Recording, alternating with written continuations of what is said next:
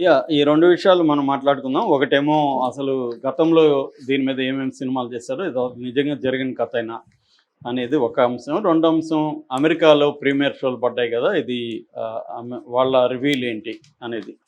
So, గతంలో యాక్చువల్‌గా ఏందంటే, ఇది శ్రీకాళహస్తీశ్వర మహత్యం అని దూర్జటి 16వ శతాబ్దంలో కావ్యం రాశాడు.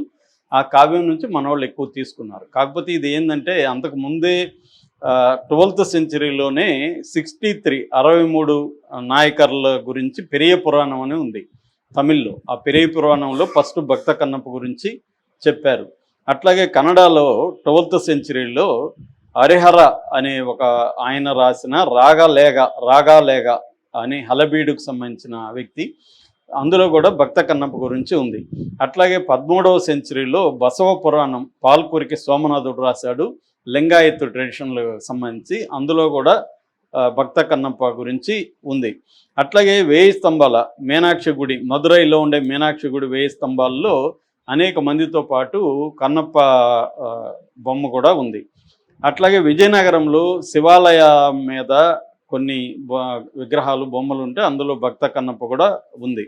అట్లాగే తంజావూరు మ్యూజియంలో కన్నప్ప విగ్రహం కూడా ఉంది.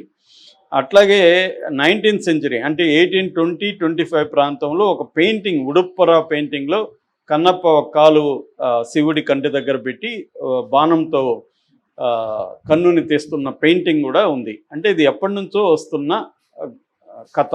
ఇది నిజంగా జరిగిందా లేదా ఎవరికి తెలియదు. అంటే హిస్టరీ పరంగా దీని మీద లేదు. మనకు బేసిక్గా ఇలాంటి జానపద కథలు 2 రకాలుగా ఉంటాయి. ఒకటి వీరగాథలు, 2 భక్తి గాథలు. వీరగాథలు కొన్ని ఉంటాయి. బొబ్బులి ఈ కథలన్నీ వీరగాథల కిందకు వస్తాయి. ఇదేమో భక్తి గాథ కిందకు వస్తుంది కన్నప్ప.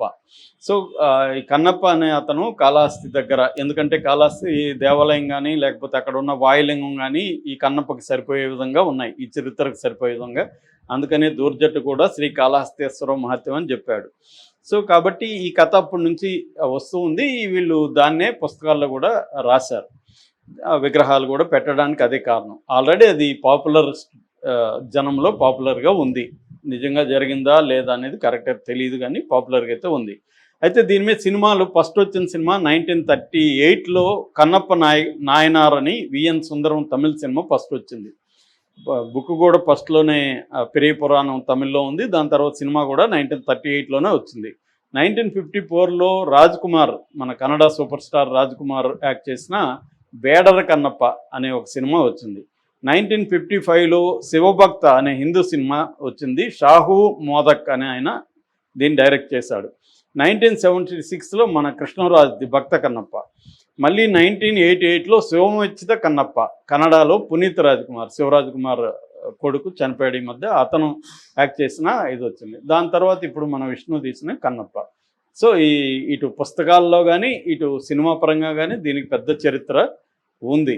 ఇది జరిగిందా లేదనేది ఇప్పుడు ఎవరికి అనవసరం. ఎందుకంటే వీరగాథలు లేకపోతే భక్తి గాథలు అనేది జరిగిందా లేదనే దానికంటే కూడా అది ఎమోషనల్ ఇంపాక్టు, కల్చరల్ ఇంపాక్టు, భక్తిపరమైన ఇంపాక్టు బలంగా ఉంటుంది.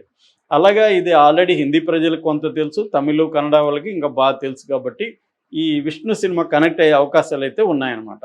అందుకనే వాళ్ళు జాగ్రత్తగా ముఖేష్ కుమార్ సింగ్ని హీరోగా పెట్టుకున్నారు. తర్వాత పాన్ ఇండియా కాస్టింగ్ని పెట్టుకున్నారు. ప్రభాస్ ఇప్పుడు పాన్ ఇండియా సూపర్ స్టార్. అట్లాగే మోహన్ లాల్, అక్షయ్ కుమారు, కాజలు, వీళ్ళందరినీ, శరత్ కుమారు, వీళ్ళందరినీ పెట్టుకున్నారు కాస్టింగ్ పరంగా. సో, ఇప్పుడు రివ్యూ గురించి చెప్పుకుందాం. మామూలుగా ఇప్పుడు ఆల్రెడీ అమెరికాలో దీన్ని వేశారు.